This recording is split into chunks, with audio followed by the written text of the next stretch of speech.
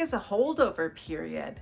Have you recently been hearing that? Maybe you've had your house on the market and the listing expired, or maybe you withdrew it, or maybe you canceled it. And up came this term, holdover period.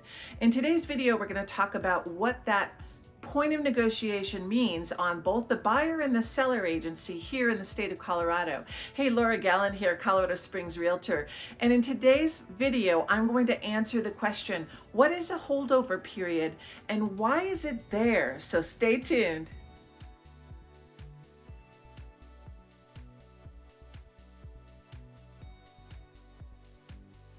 There's many points of negotiation through any contract, but especially the real estate contract. In the state of Colorado, the seller agency contract and the buyer agency contract both have what's called a holdover period.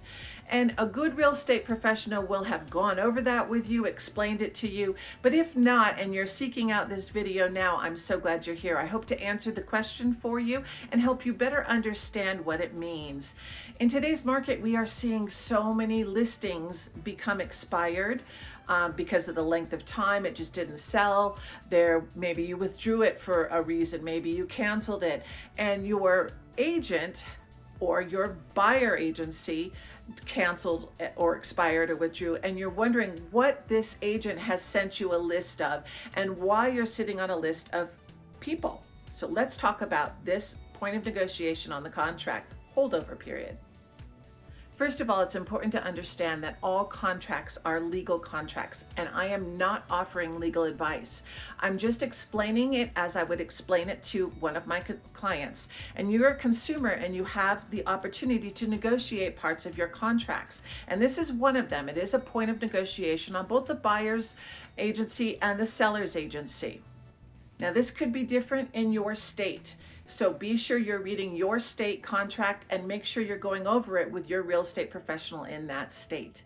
So in the state of Colorado, you're going to find the holdover periods in paragraphs 7 of both the buyer agencies and the seller agencies. And it's describing a period of time after the contract has expired in which the first agent has the right or has a claim to earn the commission still up to a certain period of time. So there has to be some action items that occur at the expiration of that contract, and let's discuss that a little bit. So it will state in the holdover period that it'll have a blank line, and that means it's negotiable. I typically put 60 days. Some people put 30 days. I recently have a new listing that I am the second listing agent because there was a prior listing agent, and that listing agent had 90 days on it. So that period of time is defined in the contract and it is negotiable. If nothing is filled out and no box is checked, then it means that it doesn't matter after it's expired. There will be no claim for that commission, even though it's expired. And as I stated, I'm always going to fill out 60 days. And there are two caveats to that. So if that listing agreement or that buyer agency expired, I, as the agent, have a choice to send before the agency is over or soon after a list of people that I have negotiated with. And that's the difference in the state of Colorado. I have to have negotiated with them, meaning I went back and forth and I have to show proof of that. It does not mean it's just somebody that came and viewed the property that I had listed. That doesn't have any claim of commission.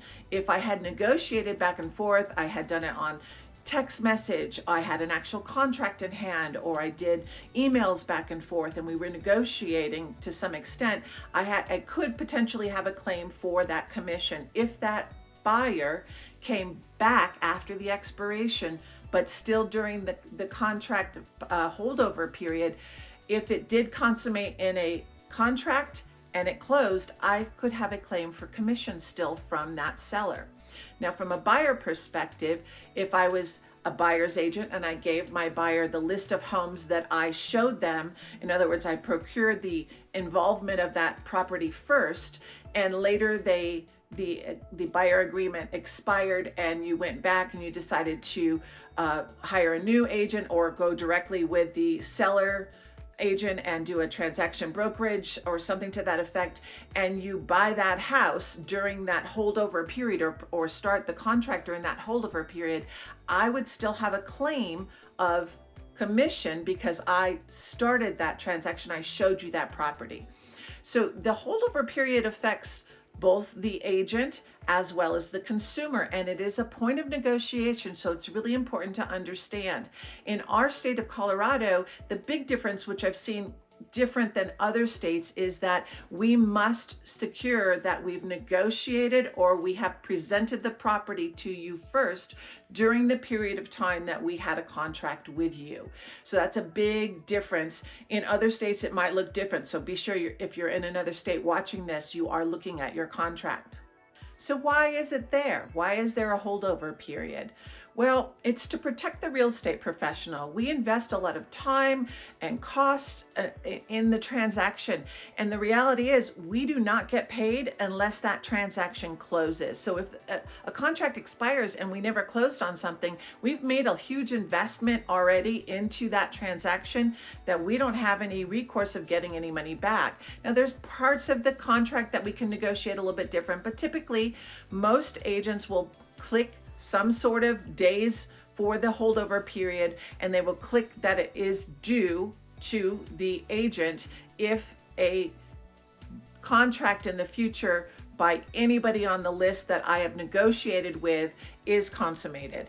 So it's something to learn. It's one of the negotiation points, and as we are talking about in the industry now, the NAR lawsuit and the changes that will probably come out of that, I think as a consumer, it's really important to understand you do have some negotiation points and always have had throughout the contract. Always listen to your real estate professional and ask questions and negotiate things. I'm so glad you watched this video and I gave you good information. Subscribe to the channel because I really am striving in this channel to educate you, to help you make good decisions as a consumer and understand the real estate process with a little bit more depth.